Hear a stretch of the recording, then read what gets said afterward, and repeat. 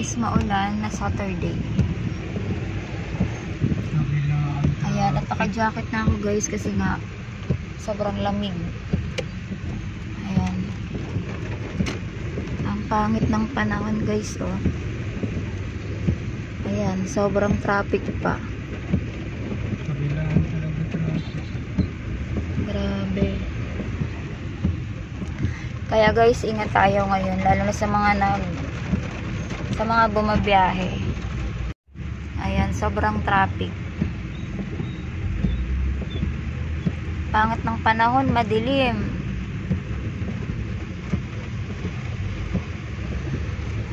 Ayan o, madilim. Mukhang hindi natitigil ang ulan hanggang hapon na yata to. Lah, makakapag-deliver ba tayo nito? Pampangit ng panahon. Ayan, so lalong lumakas ang ulan guys. Kawawa naman kami, magdi-deliver pa. Hindi namin alam kung makakapag-drop pa kami nito. Lakas ng ulan, no? Palakas pa ng palakas. Ayan guys, kaya ingat tayo guys. Ingat tayo, double ingat.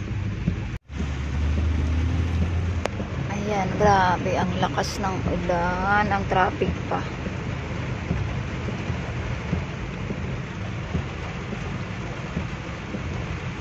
Wala na.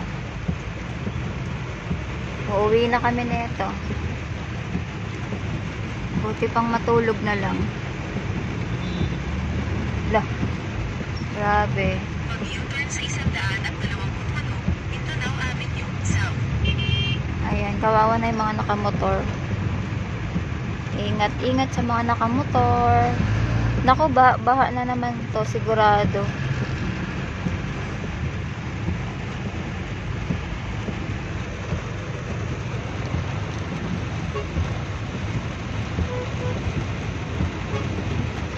Wala na, uwian na.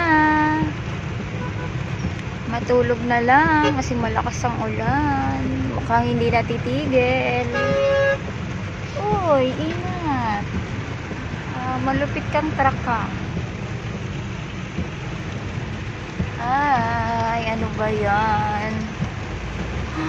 Ano ba nangyayari? Ano bang mayroon? May bagyo ba? So guys, may bagyo ba? Uy, yung laki. Grabe ka naman, truck. Ayan, dali. Ayan, baha na. Pagkaraan ng 100 metro.